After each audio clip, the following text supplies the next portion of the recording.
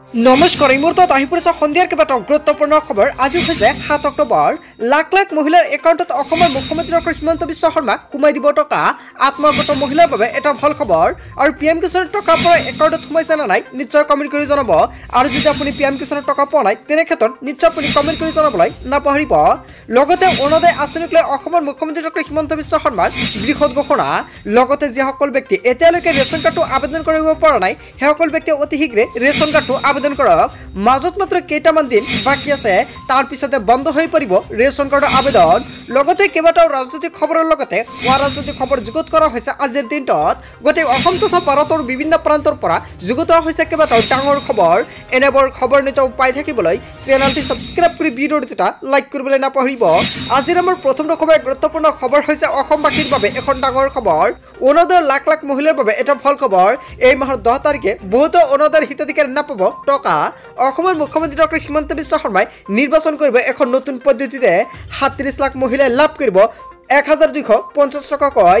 আহি আছে অৰুণোদয় 3.0। আপুনি অৰুণোদয় 3.0 আবেদন কৰিছে নে নাই নিশ্চয় কমেণ্ট কৰি জনাব।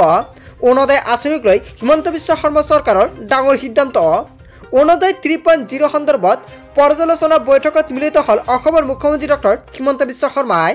নতুনকৈ প্ৰতি সমষ্টিতে 10,000কৈ মহিলাক দিয়া হ'ব অৰুণোদয় আঁচনি। 12,60,000 নতুন হিতাধিকাৰীক দিয়া হ'ব অৰুণোদয় আঁচনি। আৰু ইয়াক অৰুণোদয় 3.0 নামেৰে জনাজাত হ'ব। প্ৰতিটো অঞ্চলৰ প্ৰতিটো বয়সৰ মহিলাক সামৰি ল'ব এই আঁচনিয়ে।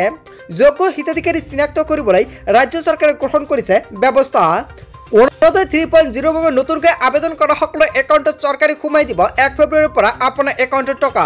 যদি আপুনি অৰুণোদয় 3.0টো আবেদন কৰিছে তেন্তে আপোনাৰ একাউণ্টত চৰকাৰে সোমাই দিব 1 ফেব্ৰুৱাৰীৰ পৰা আপোনাৰ একাউণ্টলৈ টকা। ৰেচন কাৰ্ড থকা পৰিয়ালেহে লাভ কৰিব অৰুণোদয় আঁচনিৰ সুবিধা। আৰু ৰেচন কাৰ্ডৰ আধাৰ কাৰ্ড লিংক হৈ থাকিব লাগিব। আপোনাৰ ৰেচন কাৰ্ডৰ লগত আধাৰ কাৰ্ডটো লিংক থাকিব লাগিব, অন্যথা আপুনি অৰুণোদয়ৰ বাবে আবেদন কৰিব নোৱাৰিব। চৰকাৰে কেইবাটাও নিয়ম সলনি কৰি দিছে। আধাৰ লিংক নহ'লে নাপাব অৰুণোদয় আঁচনি। যিসকল ব্যক্তিয়ে এতিয়ালৈকে অৰুণোদয় আঁচনিত নামটো অন্তৰ্ভুক্ত কৰিব পৰা নাই সেইসকল ব্যক্তিৰ বাবে অসমৰ মুখ্যমন্ত্ৰী ডক্টৰ হিমন্ত বিশ্ব শৰ্মাই দিছে এখন সোণোৱালী সুযোগ। লগতে যদি আপোনাৰ অৰুণোদয় বা অৰুণোদয় 2.0 আঁচনিত নামটো অন্তৰ্ভুক্ত হৈ আছিলে আৰু আপোনাৰ লিষ্টৰ পৰা নামটো কৰ্তন কৰা হৈছে আপুনি টকা নাপায়, তেনে ক্ষেত্ৰত আপুনি নতুনকৈ অৰুণোদয় 3.0 আবেদন কৰিব পাৰে। অতি শীঘ্ৰে আপুনি আবেদন কৰক আৰু জিলা আয়ুক্তৰ সৈতে এতিয়া যোগাযোগ কৰি নতুনকৈ অৰুণোদয়ৰ বাবে আপুনি আবেদন কৰি লৈ লওক, অন্যথা আপুনি পিছত আবেদন কৰিব নোৱাৰিব। তাৰ পিছত অসমবাসী ৰাজক জনাইছে আমাৰ পৰৱৰ্তী খুবেই গুৰুত্বপূৰ্ণ খবৰ। লগতে এখন ডাঙৰ খবৰ, মাজত মাত্ৰ 5টা দিন ৰেলৱেৰ চাকৰিৰ বাবে শীঘ্ৰে কৰক আবেদন। খালী হৈছে হাজাৰ হাজাৰ পদ। যদি আপুনি ৰেলৱেৰ চাকৰিৰ বাবে আবেদন কৰিব বিচাৰিছে তেন্তে আপোনাৰ বাবে এটা ভাল খবৰ। মাজত মাত্ৰ 5টা দিন বাকী আছে, তাৰ পিছতে বন্ধ হৈ পৰিব আবেদন প্ৰক্ৰিয়া। চাকৰি প্ৰত্যাশী যুৱক যুৱতীৰ বাবে এটা ভাল খবৰ। 5টা দিনৰ ভিতৰতে কৰক ৰেলৱে চাকৰিৰ বাবে আবেদন। ৰেল বিভাগত খালী হৈছে 12,000 পদ। ৰেল বিভাগে জাৰি কৰিছে বিজ্ঞাপন। 14 ছেপ্টেম্বৰৰ পৰা চলি আছে আবেদন। আবেদনৰ শেষ সময়সীমা 13 অক্টোবৰ। 18ৰ পৰা 36 বছৰ বয়সৰ ভিতৰত প্ৰাৰ্থীয়ে কৰিব লাগিব আবেদন।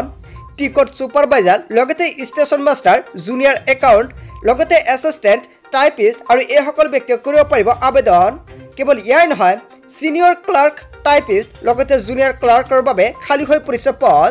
আবেদনৰ মাচুল মাত্ৰ 500 টকা। আৰু SC ST বিশেষভাৱে সক্ষম তৃতীয় লিংগৰ ব্যক্তিৰ বাবে আবেদন মাচুল 250 টকা। ৰেল বিভাগৰ অফিচিয়েল চাইটত জানিব পাৰিব সবিশেষ তথ্য। যদি আপুনি ভাবিছে নতুনকৈ আবেদন কৰিব তেনে ক্ষেত্ৰত কৰিব পাৰিব। আপুনি কেনেকুৱাকৈ আবেদন কৰিব, কি কি নথি পত্ৰ লাগিব, যদি আপোনাৰ ভিডিঅ' লাগে নিশ্চয় কমেণ্ট কৰি জনাব। নেক্সট ভিডিঅ'ত সম্পূৰ্ণকৈ জনাই দিম। তাৰ পিছত অসমবাসী ৰাজক জনাইছে আমাৰ পৰৱৰ্তী খুবেই গুৰুত্বপূৰ্ণ খবৰ। লগতে এখন ডাঙৰ খবৰ, পতন আৰম্ভ হৈছে বিজেপিৰ। কি ৰাজ্য হেৰুৱাব বিজেপিয়ে সম্পূৰ্ণকৈ এখন ডাঙৰ খবৰ আহি পৰিছে। দেশত পতন হ'বলৈ গৈ আছে বিজেপি চৰকাৰৰ। লোকসভা নিৰ্বাচনৰ পিছৰ পৰা অহংকাৰ ভাঙিছে বিজেপি চৰকাৰৰ। ফেল হৈছে বিজেপিৰ ডাবল ইঞ্জিন চৰকাৰ। এতিয়া হাৰিয়ানাতো পৰাজয়ৰ সন্মুখীন হ'ব বিজেপি। জম্মু কাশ্মীৰতো বিজেপিয়ে খাব মুখ থেকেচা। ঝাৰখণ্ড, মহাৰাষ্ট্ৰতো পতন হ'ব বিজেপি চৰকাৰৰ। জনসাধাৰণে বুজি পোৱা হ'ল বিজেপিৰ কেলেংকাৰী। হাৰিয়ানাত গাঁওবিলাকত বিজেপিৰ প্ৰৱেশ নিষিদ্ধ কৰা হৈছে। বিজেপিৰ বিৰুদ্ধে সোচ্চাৰ দিল্লীত প্ৰাক্তন মুখ্যমন্ত্ৰী অৰবিন্দ কেজৰিৱাল। দেশত পতন হ'ব নেকি আচলতে বিজেপি চৰকাৰ? জনতাই ইয়াৰ বিষয়ত কি ক'ব? জনতাৰ মন্তব্যটো নিশ্চয় কমেণ্ট বক্সত জনাব।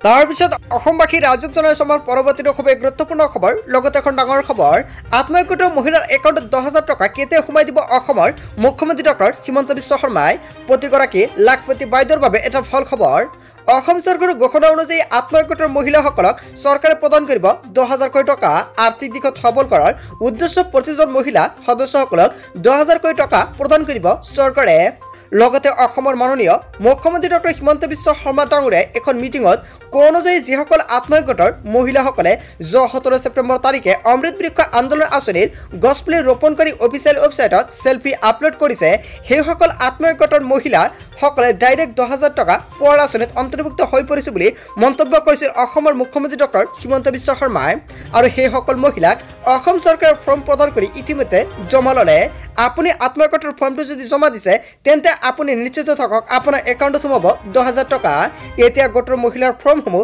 পৰীক্ষা কৰি আছে চৰকাৰে কেৱল মাত্ৰ এটাই যাব সন্তান কিমানজন দিছে আপুনি আপোনাৰ সন্তান কিমানজন আপুনি উল্লেখ কৰিছে ফৰ্মত যদি আপুনি জেনাৰেল কাষ্টৰ হয় আৰু যদি আপুনি 3টাতকৈ অধিক সন্তান উল্লেখ কৰিছে ফৰ্মত তেনে ক্ষেত্ৰত আপুনি 10,000 টকা নাপাব লগতে SC ST টি ট্ৰেভেল আদি যদি এইকেইটা কেটেগৰীত হয় তেনে ক্ষেত্ৰত 4টাতকৈ অধিক সন্তান থাকিলে আপুনি 10,000 টকা নাপাব আপুনি ফৰ্মখনত কিমানজন সন্তান উল্লেখ কৰিছে হেয়া অসমৰ মুখ্যমন্ত্ৰী ডক্টৰ হিমন্ত বিশ্ব শৰ্মা চেক কৰি আপোনাৰ একাউণ্টত সোমাই দিব 10,000 টকা আৰু সেইটো চাই একাউণ্টত সোমাব 10,000 টকা যিসকলে এই 10,000 টকাৰ ভাল ব্যৱসায় কৰিব তেওঁলোকক আকৌ 25,000 টকা দিব অসম চৰকাৰে তথাপিও যদি লাখপতি হ'ব নোৱাৰে 10ৰ পৰা 20,000 টকা আপোনাৰ একাউণ্টত অসমৰ মুখ্যমন্ত্ৰী ডক্টৰ হিমন্ত বিশ্ব শৰ্মাই প্ৰদান কৰিব লাখপতি বাইদেউৰ বাবে এটা ভাল খবৰ আহি পৰিছে অতি শীঘ্ৰে লাখপতি বাইদেউৰ একাউণ্টত চৰকাৰে সোমাই দিব 10,000 টকা তাৰপিছত অসমবাসী ৰাজ্যত জনাইছে আমাৰ পৰৱৰ্তী খুবেই গুৰুত্বপূৰ্ণ খবৰ লগতে এখন ডাঙৰ খবৰ চলি আছে আবেদন ৰেচন কাৰ্ড নাই যদি শীঘ্ৰেই কৰক এইকেইটা কাম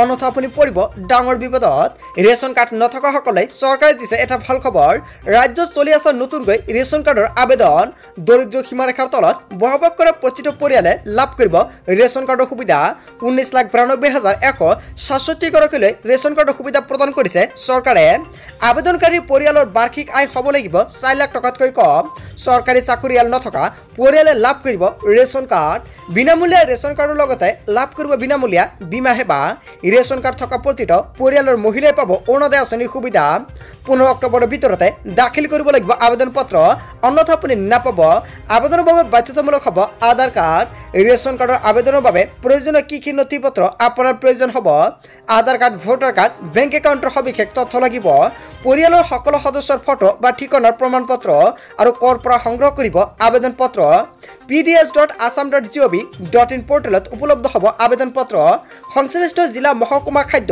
ৰাজহুৱা বিতৰণ আৰু গ্ৰাহক পৰিক্ৰমা বিভাগৰ কাৰ্যালয়ত লাভ কৰিব আবেদন পত্ৰ সবিশেষ জানিবলৈ এতিয়া আপুনি যোগাযোগ কৰক 1800345361 এইটো নম্বৰত আপুনি যোগাযোগ কৰিব পাৰে যিসকল ব্যক্তিৰ ৰেচন কাৰ্ডটো নাই সেইসকল ব্যক্তি অতি শীঘ্ৰে ৰেচন কাৰ্ড আবেদন কৰি লৈ লওক তাৰপিছত অসমবাসী ৰাজ্যত জনাইছে আমাৰ পৰৱৰ্তী খুবেই গুৰুত্বপূৰ্ণ খবৰ লগতে এখন ডাঙৰ খবৰ PM কিষাণৰ হিতাধিকাৰীসকলে যদি এইবাৰ 18 নম্বৰ কিস্তিৰ টকা পোৱা নাই অতি শীঘ্ৰে আপুনি ইকেৱাইচি বেংকৰ লগত আধাৰ লিংক লগতে লেণ্ড চেডিং এই 3টা কাম কৰি লওক অন্যথা আপুনি PM কিষাণৰ টকা নাপাব যদি এই 3টা আপোনাৰ ঠিকেই আছে তেনে ক্ষেত্ৰত এতিয়া আপোনাৰ বেংকত গৈ আপুনি চেক কৰক আপোনাৰ একাউণ্ট তেন্তে আপুনি নিশ্চিত থাকক আপোনাৰ একাউণ্টত সোমাই গৈছে 10,000 টকা আৰু যদি সকলোকেইটা ঠিকেই আছে আপুনি তথাপিও টকা পোৱা নাই তেনে ক্ষেত্ৰত নিশ্চয় আপুনি কমেণ্ট কৰিব কেৱল এয়াই নহয় যিসকল ব্যক্তিয়ে আগতে টকা পাইছিলে আৰু এই মাহত টকাটো পোৱা নাই তেনে ক্ষেত্ৰত আপোনাৰ নামটো কৰ্তন কৰা হ'ব পাৰে এতিয়া লিষ্টত চাওক আপোনাৰ লিষ্টত নামটো আছে নে নাই সো বন্ধু বান্ধৱীসকল আজিৰ মূল ভিডিঅ'খনত আপোনালোকক এইখিনি সৰু এটা ইনফৰমেশ্যন দিবলগীয়া আছিলে ভিডিঅ'টি ভাল লাগিলে লাইক কমেণ্ট শ্বেয়াৰ কৰিব